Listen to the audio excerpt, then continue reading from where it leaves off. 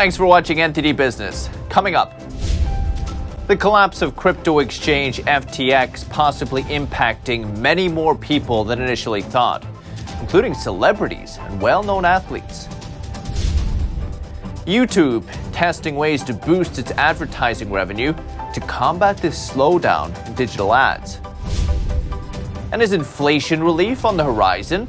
We talked to a manufacturer who may have some good news, finally. With that and much more, coming up on NTD Business. It's great to have you with us. Paul Graney here.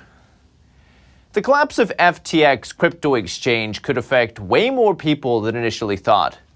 Last week in its bankruptcy filing, it said that there are more than 100,000 creditors with claims in the case, 100,000 people it owes money to. It sounds like a lot. It is a lot. But today, it cited new estimates saying more than 1 million creditors could be affected. FTX collapsed after CoinDesk revealed that its affiliate trading arm's balance sheet, stick with me here, was made up largely of FTX's own cryptocurrency token. That's kind of like printing your own money and saying you're rich. Naturally, after the news broke, clients rushed to withdraw their funds. That caused something like a bank run. In bankruptcy cases like this, debtors, FTX in this case, usually have to list the names and addresses of their top 20 unsecured creditors, people they owe money to. But because of the extent of FTX's debts, it'll be listing its top 50 creditors by Friday. We'll let you know if you're on the list. There may also be some celebrities or popular athletes on the list. The $32 billion company FTX filed for Chapter 11 bankruptcy last week. We have a look at who may have lost money because of it.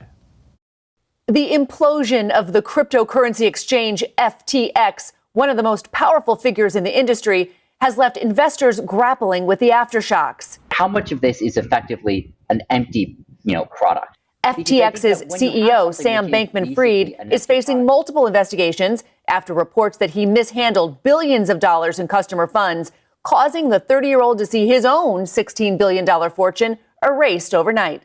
Now the stunning collapse reverberating across the trillion-dollar industry. Gwyneth Paltrow, Reese Witherspoon, Kim Kardashian, and Matt Damon among the celebrities who have endorsed the crypto craze.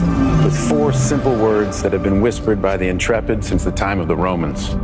Fortune favors the brave. So does fortune favor the brave? For those that invested $1,000 in Crypto.com when actor Matt Damon started touting it just over a year ago, that investment is now worth less than $300 today, dropping almost 70%. Bloomberg reporting that billionaire Mark Cuban's investment in the Titan token tumbled 99% this August. Tampa Bay Buccaneers quarterback Tom Brady bought an equity stake in the now failed FTX. You know what? I'm in. Along with Brady, tennis Grand Slam champion Naomi Osaka, basketball star Steph Curry, and baseball Hall of Famer David Ortiz among top athletes who will reportedly lose millions with the collapse of FTX. Whoa, Moon, slow down. You getting into crypto? We FTX? But no franchise took a bigger hit than the Miami Heat basketball team, who terminated their 19-year, $135 million naming rights deal with FTX, leaving them scrambling for a new sponsorship partner 1 month into the season. And despite the fallout in cryptocurrency, we could be one step closer to a digital dollar. That's the controversial central bank digital currency. Global banking giants and the Federal Reserve Bank of New York are now launching a test of the digital dollar. They announced it just today, in fact. Unlike the electronic dollar we're all used to, the digital dollar never takes physical form. That means it's only exchanged through digital means, no cashing out at the ATM, no cash at all maybe. The experiment will test how banks are using digital dollar tokens to help speed up payments. Banks including Citigroup, HSBC, and Bank of New York Mellon, big banks, they'll all be part of the test, as well as payments network MasterCard. New York Fed says the project will be conducted in a test environment and use simulated data. It'll last for the next 3 months, and the New York Fed says there's no commitment for future rollout. We'll see. And ad revenue's down at YouTube, so they're upgrading their ad strategy, naturally. They're testing a feature with content creators here in the States that will allow them to tag products from their own stores, hoping to sell them, obviously. Here's NTD's Sean Marshall. Yesterday, NTD Business reviewed TikTok possibly becoming an advertising giant. Today, we're looking into YouTube's latest move to increase its ad revenue. To keep up with TikTok's growth, YouTube is going to have to get more money into the hands of its creators. YouTube is bringing shopping features to its TikTok-like short-form video service as it looks to diversify its revenue stream squeezed by falling ad spending. Shopping through products recommended by creators is popular among YouTube's younger Gen Z users, who favor queryless, video-based interactions, meaning they don't want to actively search for products, according to YouTube General Manager Michael Martin. I spoke with Joe Carrison, Chief Marketing Officer at Circlet, for his perspective. This gives them a new kind of avenue to even acquire new customers because it's a new platform. It's a new sort of way for, especially during the holidays, for products to be displayed via YouTube and purchased directly through there. So in that sense, I think it benefits Google and will start to increase ad revenues for them as they go on. The report comes months after YouTube unveiled a new way for creators to make money on short-form videos, introducing advertising on its video feature shorts and giving video creators 45% of the revenue. And for businesses, it gives them a brand new way to kind of interact with customers. And it, a lot of them are already using YouTube for other things, so they're very comfortable with that platform, and so it makes sense for them to sell products through there. Ad sales on Alphabet-owned YouTube slipped to $7.07 billion in the third quarter from $7.2 billion a year earlier, as some advertisers pulled back on their ad spending in the face of an economic slowdown. Sean Marshall, NTD News. And down on Wall Street, stocks higher after another lighter than expected inflation report. More on that in just a moment. The Dow rose 56 points, 0.2%. S&P 500 gained 34 points, 0.9%. And the Nasdaq added 162 points, 1.5%. Good day for the Nasdaq. And are you finding it hard to make ends meet? Well, you're not alone. U.S. household debt is soaring here in America. The New York Fed says in the third quarter, consumer debt increased at the fastest pace in 15 years. The culprits? Higher mortgage balances and credit card usage. Mortgage balances added the most debt, followed by credit card balances, which also rose more than 15% compared to a year ago. The New York Fed says that's the biggest annual jump in over 2 decades. It says the increasing debt reflects, quote, robust consumer demand and, of course, higher prices. Delinquencies are also on the rise, but they're still historically low. And wholesale prices, a hint about what inflation may be like in the future for you and me at the stores. It eased a little last month, a little. 8% over the last 12 months, significantly better than forecasts. The Producer Price Index measures prices paid for goods and services before they reach consumers. So the report is considered by some to be a leading indicator of broader inflationary trends and a predictor of what consumers will eventually see at the store level. So joining us to discuss the PPI is Nicole Walter. She's the president of HM Manufacturing. She also sits on the board of the National Association of Manufacturers. Nicole, as always, great to see you. Thanks for coming on. Thanks for having me. Always good to see you. Nicole, I want to get to you and you as a producer and a manufacturer, but maybe for the consumers watching at the moment, do you see any inflation relief on the horizon for us? You know what? I actually do. I've been getting a lot of quotes lately from a lot of my suppliers, and I'm seeing the trend that it is going down, especially for raw materials. I know the last time we spoke, we were up 40, 50% on a lot of raw materials, and that has dropped significantly. We're actually seeing the trend kind of go backwards to the 2019, 2020 prices. It's not going to always be that way. They'll obviously fluctuate and go a little bit higher. But you're definitely seeing some trends going down. Plating, for instance, I know that was also a huge driver back last year and this year, has started to subsidize as well. So we are seeing relief when it comes to that front. So you're saying, Nicole, because when we see the CPI or the PPI, usually we celebrate when inflation is slowing down, right? Prices aren't going up as fast as they were. But you're saying for some things, prices are actually starting to come down already. Is that right? Yeah, correct. And I think that that has a lot to do with the fact that a lot of us are starting to catch up. So for the raw material side of things, we're seeing that the mills are starting to kind of catch up to what the backlog was.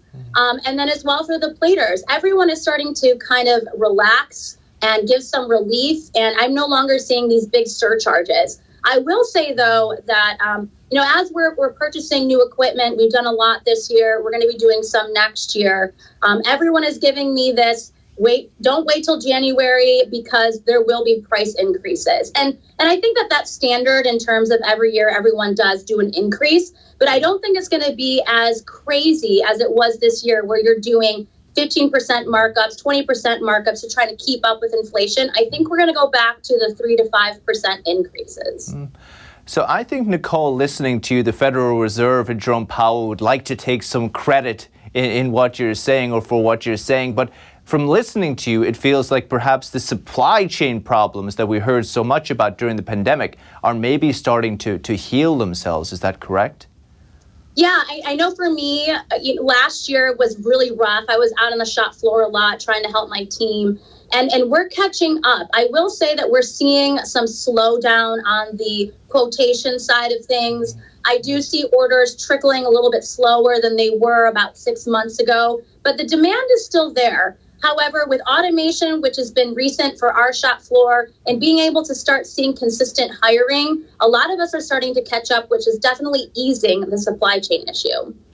So this is interesting on the automation part, Nicole. We spoke a lot over the past year about how it was hard for you to find people. You couldn't get people to work the floor. Your orders were exceeding what you could actually produce. So you've gone and bought some robots to fill that gap.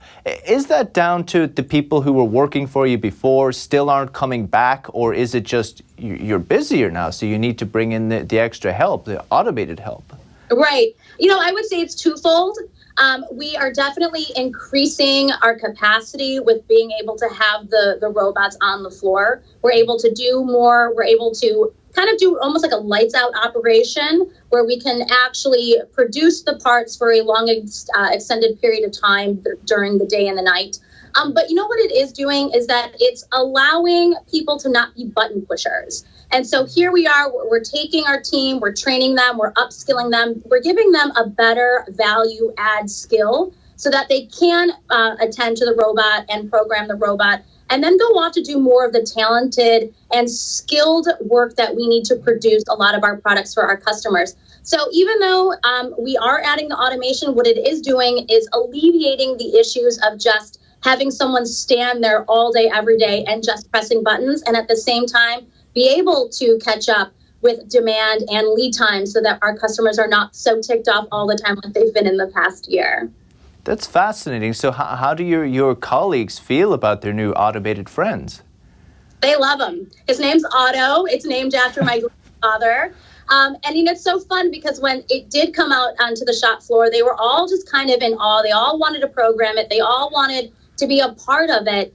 And I think it's so great, especially because I have a young team out there. The average age is 35. So they really like the automation sector of things. And they do like all the progression and technology that we're adding. So that to me is a win-win. Very good. Nicole Walter, HM Manufacturer. Nicole, tell Otto we said welcome to the family. We'll see you soon. I will. Thank you. And the latest in America's opioid crisis. Walmart has agreed to pay over $3 billion to settle opioid-related lawsuits. State and local governments had sued Walmart, saying they played a part in the opioid crisis, a decades-long problem in which a large number of opioid drugs are still killing Americans. And this is just the latest in a series of landmark settlements with big pharmacies. The two largest U.S. pharmacies, CVS and Walgreens, agreed to a $5 billion settlement each. Despite paying the money, Walmart strongly disputes the allegations, says the settlement is not an admission of guilt. Harry Nelson, founder of law firm Nelson Hardiman and the author of The United States of Opioids, is actually sympathetic to the pharmacies. The drugs themselves were marketed by pharmaceutical companies like Purdue, and they weren't marketed by pharmacies. Pharmacies were just the necessary vehicle, if you will. They were the dispensation point where patients came to pick up their prescriptions. And Walmart contends that it never dispensed except when there was a valid prescription given. But state attorneys general say Walmart exacerbated the opioid crisis by letting too many drugs like prescription painkillers out of the street. Meanwhile, the opioid crisis continues to rage on.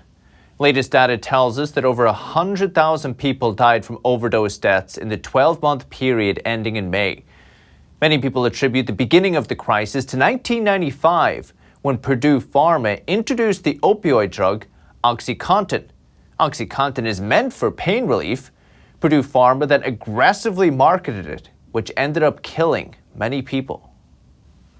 There was bad information put out, and there are a number of researchers who have actually apologized for some of the studies that they put out. There was a misuse of certain studies to suggest that the medications were non-addictive. We have very clear evidence now that the senior leadership saw the overdose death rates and basically ignored them and put out false information. The United States also has problems with heroin, morphine, and fentanyl. Fentanyl is currently the top killer. And a lot of the drugs are not being prescribed by doctors. They're being sold illegally. Former DEA agent Derek Malt says China plays a major role. He says they've had a long relationship with Mexican drug cartels who send the drugs into America. We started seeing massive shipments from China into Mexico, pure fentanyl being sold for like $4,000 or $5,000 a kilogram to the Mexican cartels. And now, unfortunately, what we're seeing is the Mexican cartels are kind of dominating the production and distribution of fentanyl in America, but they're still getting the precursor chemicals from the Chinese and other countries in Asia to make this poisonous substance that's killing at historic levels in this country. So what do you do if you see someone who's overdosed? Jennifer Thompson, the executive director of the National Association of Social Workers in New Jersey and Delaware, says there's one tool in particular that's saving many lives. There are a couple of solutions out there, right? The most familiar and the most readily accessible in our state, at least in most states, I would imagine, is Narcan. It's a nasal spray. It can be administered to anybody who has overdosed. It's really easy to give them a nasal spray in the process of waiting for 911. Thompson recommends going to your local pharmacy for more information. You can also get training on how to use it. And in other news, Amazon is stepping back into virtual care. Today it launched Amazon Clinic. It's a virtual platform where users can connect with healthcare providers. Patients can seek treatment for common ailments like allergies and skin conditions. For years, Amazon has sought to expand its presence in healthcare. It bought online pharmacy PillPack in 2018. Amazon Pharmacy also lets users buy over-the-counter drugs via its Prime memberships. Frontier Airlines and 5 foreign carriers have agreed to refund more than $600 million to travelers. The refunds are for trips canceled or significantly delayed since the start of the pandemic. I'm sure you've been affected. The Department of Transportation said it also fined the same airlines more than $7 million for violating consumer protection rules. The airlines canceled huge numbers of flights in early 2020. The DOT then received thousands of complaints, mostly regarding delayed refunds. There will be no fines for other U.S. airlines because they provided refunds more quickly. That did not satisfy consumer advocates, though, who said the major U.S. airlines also violated rules around refunds. And inflation. It's affecting a lot more than gas and grocery stores these days. Admission rates are about to go down. Admission rates are about to go up at Disney World. The Florida theme park announced it will soon raise ticket prices for the first time since 2019, beginning December 8th. There'll be park-specific pricing for one-day, one-park tickets. On its busiest days, the Magic Kingdom will be the most expensive of Disney World's 4 theme parks. Disney said that's because of Magic Kingdom's incredible demand as the most visited theme park in the world. Epcot and Hollywood Studios will also have a different price range depending on date and demand. Animal Kingdom, however, will keep its current prices for park hopper tickets, which allow admission to multiple parks in the same day. In addition, Disney World is increasing the price of most annual passes. And a pair of Steve Jobs' old Birkenstocks just sold for an astonishing price. According to Julian's Auctions, the Apple co-founder's beloved brown sandals went for $218,000. It's a record for the highest price ever paid for a pair of sandals at auction. According to the auction house, the Birkenstocks were a wardrobe staple for Jobs in the 70s and 80s. His former house manager saved them from the trash. And prior to the sale, the auction house described the shoes as well used but still intact with the imprint of Jobs' feet. Jobs died in 2011 from complications from pancreatic cancer. And chocolate lovers headed to a famous castle near Paris over the weekend. A chocolate fair brought together pastry chefs, gourmets, and even chocolate sculptures. NTD's France correspondent David Vives was there. According to some chefs, chocolate is perfect to warm people's hearts. Before becoming a common ingredient in candies, pastries, and desserts of all kinds, chocolate was reserved for the top elite, notably the French court. Historical documents show the consumption of cocoa in Europe began in 1544. That was precisely the golden age at the Fontainebleau castle near Paris, says the castle's pastry chef Frédéric Cassel. I would like to remind you that it was Christopher Columbus who brought the first cocoa beans to Europe. The chocolate was brought to royal court. The chocolate was crushed and then mixed with milk to make hot chocolate, like Marie Antoinette used to consume, for example. Imperial Chocolate was the title for the 5th edition of a chocolate fair that attracted chocolate makers, pastry chefs, and gourmets. The fair included chocolate making demonstrations, tasting, and the sale of chocolates made by the best in France, as well as a cake contest. The contest winner says, making chocolate cake is about bringing together a variety of flavors to highlight the chocolate. It's a chestnut mousse with glazed chestnuts and blueberries, hazelnut praline crunch, meringue, and chocolate bisque. My family and friends usually ask me to make chocolate cakes, and when I am invited, I am always asked to bring the dessert. Chocolate pastry is a formal course in French culinary schools. Chef Stéphane Monin manages an 18-teacher team at a local high school. He showed some of his students' creations. Here we have pieces that were made by children, by our students over several days, and they made and assembled the piece on Thursday, so it took them 2 days. You have several kinds of chocolate created with a mold, by hand, and sculpted. In the castle's corridor, marble statues had to share the space with their chocolate counterparts. Just as the marble statues, the chocolate ones will never be eaten. They will eventually melt or break over time. At this level, for me, it's really an artistic piece. It's a huge job, where all the scales have to be put one by one on the dragon. So it's really a beautiful work. And here, it's like a work of art, actually. Except that this one, it's eatable. But you don't really want to eat it. David Vives, NTD News, Paris. I would probably eat it. That's the latest in the NTD Business team and myself, Paul Graney. You can follow me on Twitter, though. If you have any news, tips, feedback for the show, please email us, business@ntd.com. That's all for today. Thank you for watching. We'll see you tomorrow.